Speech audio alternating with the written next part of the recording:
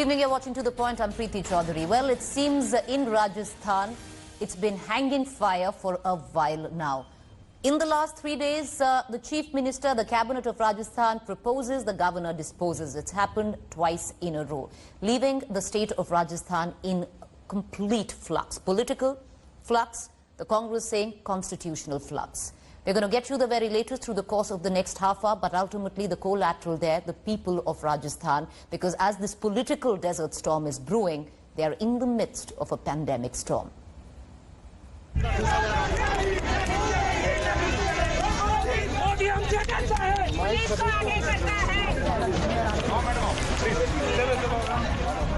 The political wheel still spinning on the ongoing Rajasthan roulette, a guessing game of probabilities, a battle of perception, and now an all-out confrontation.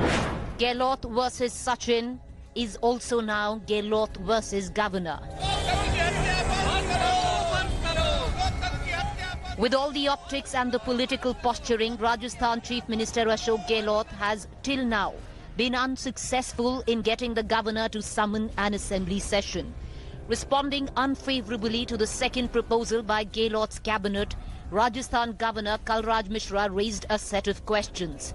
Raj Bhavan issued a statement after the second proposal was turned down by the governor, stating that the cabinet's proposal never mentioned a trust vote on the agenda. However, in the media it's been made out that Gehlot wants to establish majority through a trust vote. While the cabinet states in its proposal to hold discussions on COVID-19, nowhere does it mention in the proposal how will they arrange seating for 200 MLAs and 1,000 government workers in the assembly.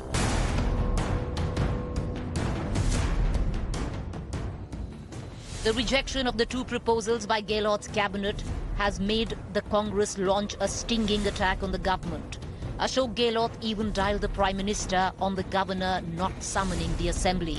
While speaking at Jaipur's Fairmont Hotel to his MLAs, he stated, "This is the first time in 70 years that a governor has refused to call a session, even after the state cabinet and the state government has requested for one repeatedly."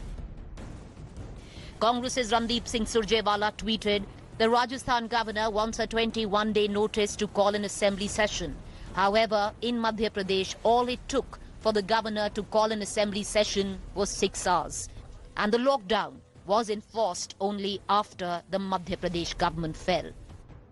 It's obvious that in Arunachal Pradesh, in Uttarakhand, in Karnataka, and in several other places, Manipur, Goa, the governors have acted simply as instruments of the political party ruling at the center, the BJP.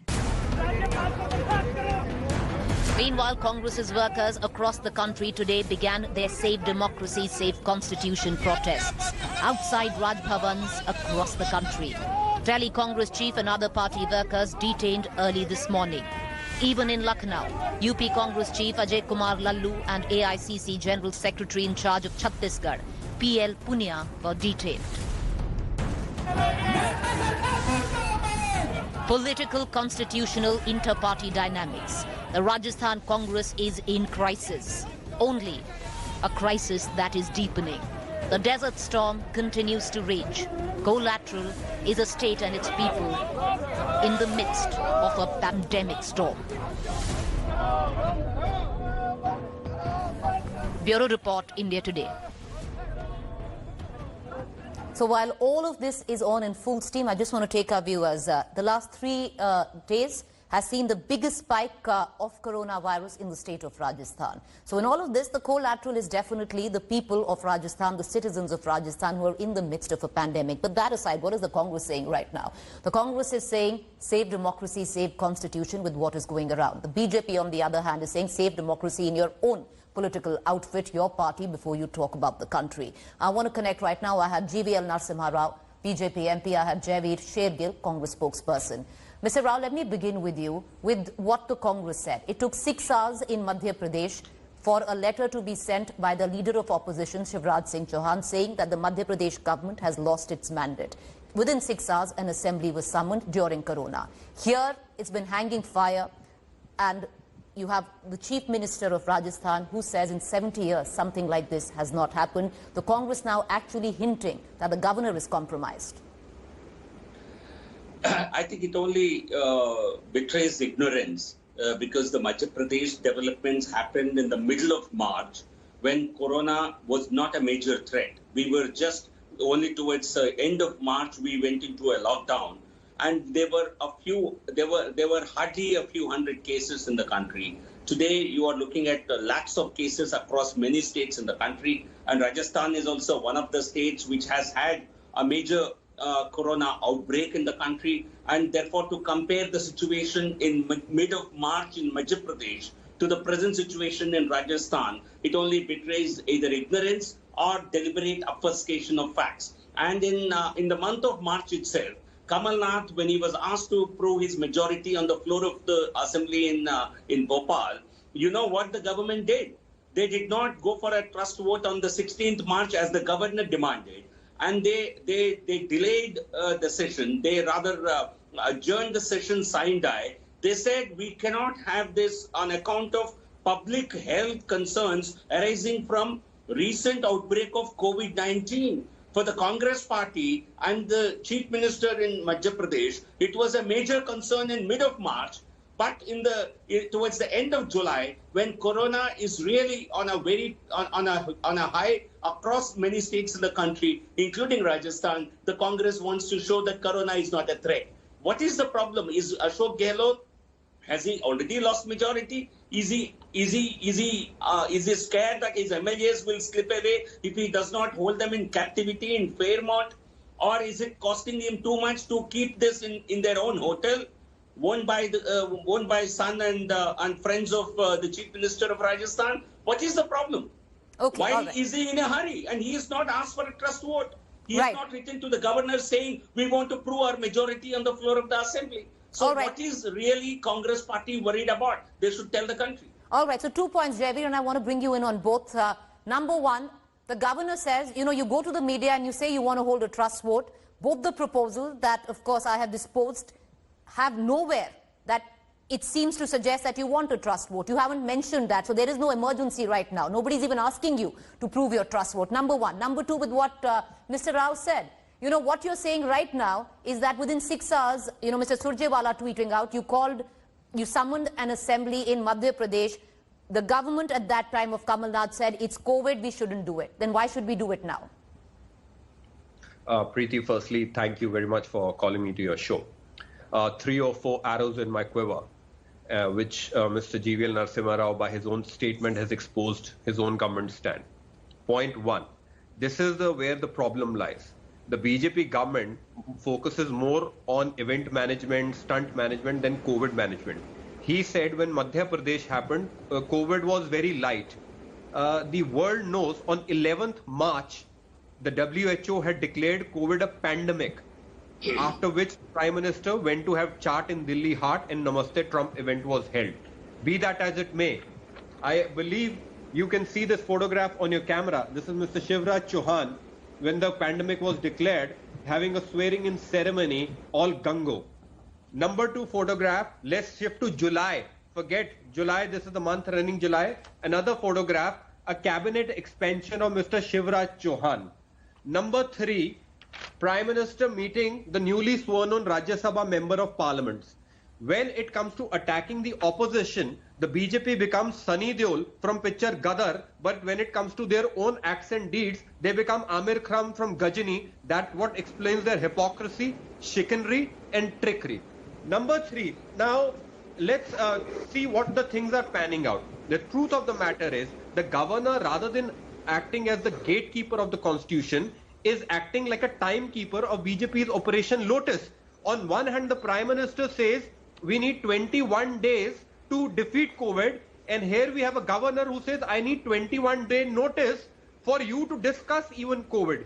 The BJP's objection to holding assembly session betrays the legislative mandate. Preeti, I have the rules and regulation. Enough of dialogue, bazi and rhetoric. I have it in my hand, the rules of procedure. 3 things are clear. Number 1, governor has to abide by the advice of the chief minister and not side with the Bharatiya Janata Party. Number 2, rule 3 is very clear. If we call for an assembly at a short notice, it has to be called. We don't even have to give a notice. Okay. Number three, we don't even have to give a notice. Number three, legally, constitutionally, morally, by 5 judgment decision of the Supreme Court, the governor cannot deny us an assembly session. And my last point, is there a pattern emerging that post 2014, the lawns of Rajya Bhavan have become garden of roses for the Bharatiya Janata Party and a desert of cactus for us? If Maharashtra Raj Bhavan well, okay, you know, Jaiveer, the point is, it's a little rich to say post 2014, the governor office has always been in question, more so also when your party was in power for 60 years. Let's not go there because then it's an entirely different debate. But I want to cut across right now back. Okay, I'm coming back to you. You've had your say. I want to go to Mr. Rao and I'll come back to you. Mr.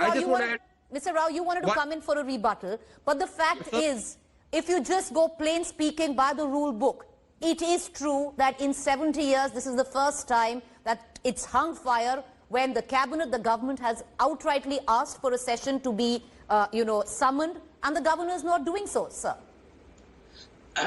You see, we have the current situation that we have in the country is also a first of its kind. This is not we have not had situations like what we have seen, at least in our lifetimes, we have not seen, number one. Number two, each situation, the Congress party will very conveniently refer to judgments which suit them. But the reality is that every situation presents itself in a particular political context. And what is the present political context? The chief minister is holding on to, he's holding his own MLAs in captivity in a hotel. Why have they not been let free?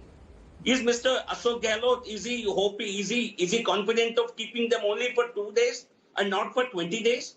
Is he scared of losing his own support within the MLA, within the legislature party? I think it betrays, you see, governor's office, Raj Bhavan is not there for the political convenience and political management of the government of the day. And the governor is not going to oblige political complications and political problems that Mr. Gehlot faces within his own party. These are exterior to the Constitution of India. Mr. Gehlot has to keep his own numbers. So why is he in a hurry? Mr. Rao, and I'll bring in GVL again. By that logic, I'll put those graphics on, which questions are being raised. By that logic, then Mr. Fadnavis should not have been sworn in at 5 a.m. in the morning as Maharashtra Chief Minister. No, you see... And there are multiple, there's a Goa example as well, there's a Manipur example as well. No, Preeti, you see, governor's office has a lot of discretion, let us say this. But there are several judgments which have adjudicated upon certain issues. But every context is unique. In the case of Maharashtra, there is absolutely nothing barring swearing-in ceremony happening early in the morning. It doesn't require the opposition leader Rahul Gandhi to wake up and then announce to the world.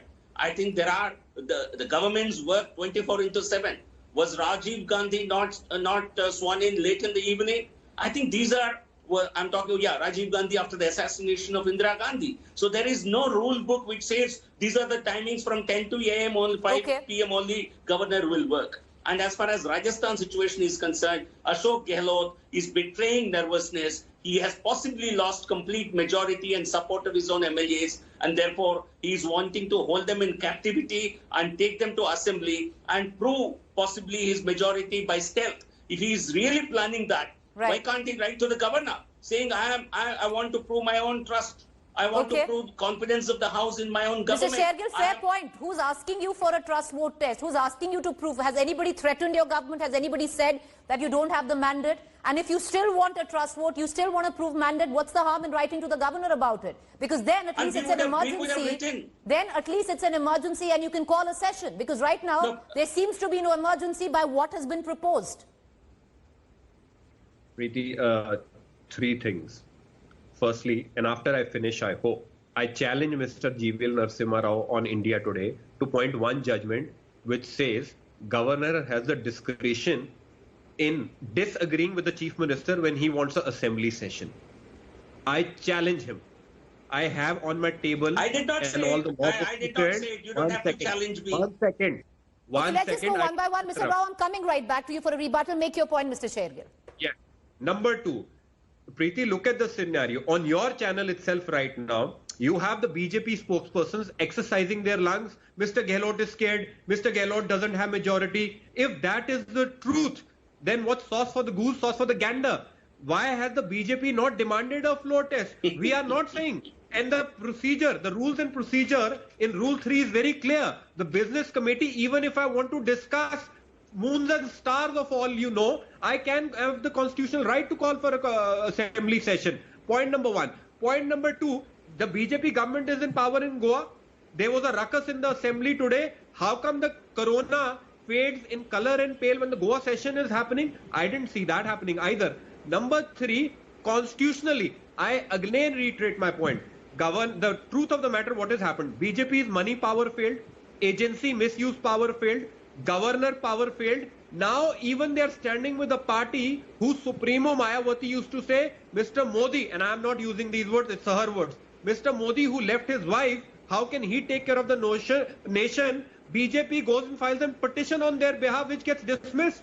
So BJP's frustration and desperation that Then Operation why are your Lotus... MLAs holed up at the Fairmont Hotel, Mr. Shergill? Why have they been kept here in a time when they should be in their constituency? Why have they been kept there when you're seeing such a huge spike in the virus right now in the state of Rajasthan?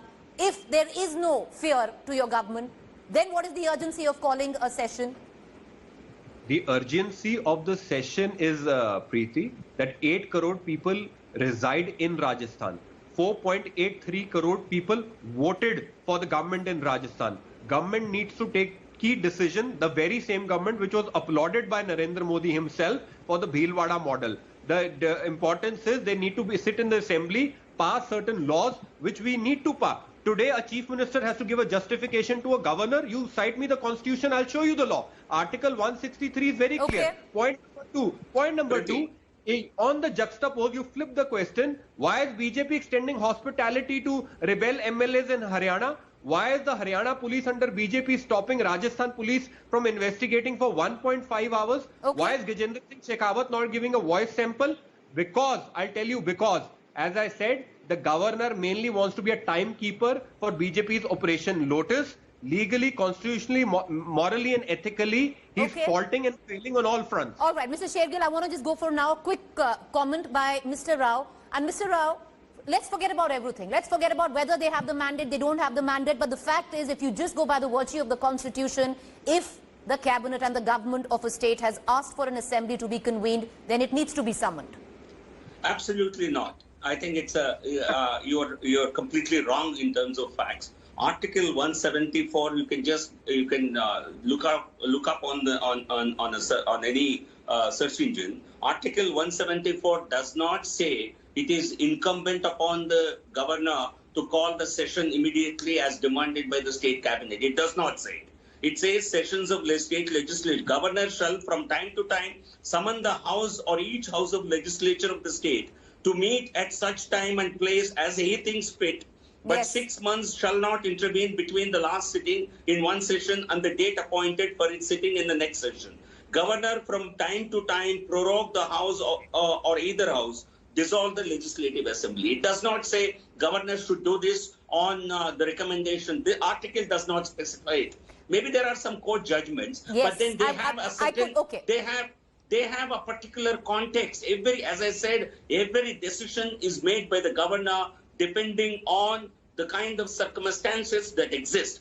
The circumstances as of today, in the fitness of things, governor certainly is worried about the health of the people of Rajasthan, whereas Mr. Gehlot is worried about keeping his own flock together. He wants to keep his hotel bill less, and therefore he is in a hurry to call the session. Nothing stops the government taking executive decisions. For COVID management, you don't have to pass laws in the state assembly. And if you still need some legislation, you can certainly come up with ordinances. So this is nothing but a bahana, an excuse.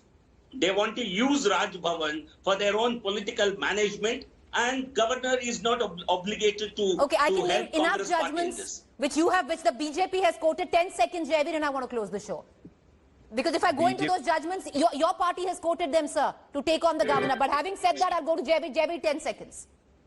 BJP is desperate, frustrated that they can't enter the Vidhan Sabha through Chor Darwaza. जो दो हाथ की बात करते हैं, दो vote भी नहीं है आपके पास, and people of Rajasthan have rejected you. Your money, muscle power, and governor power will also fail. We won 25 out of 25 Lok Sabha seats in Rajasthan. We have your won all 25 will seats. fail. And next time, come prepared with the facts and the judgments if you want to argue. Okay. No. This is the constitution.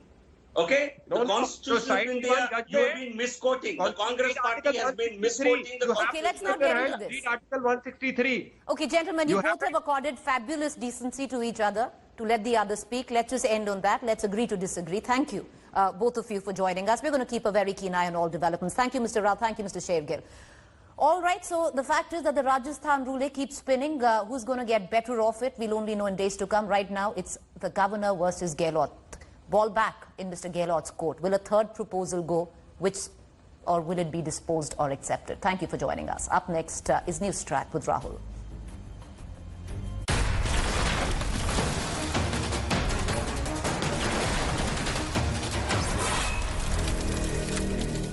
Hi everyone, Preeti Chaudhary here. Hope you like this video. For latest news and analysis, like and subscribe to the India Today YouTube channel. And don't forget to press the bell icon to stay updated. Thank you for watching.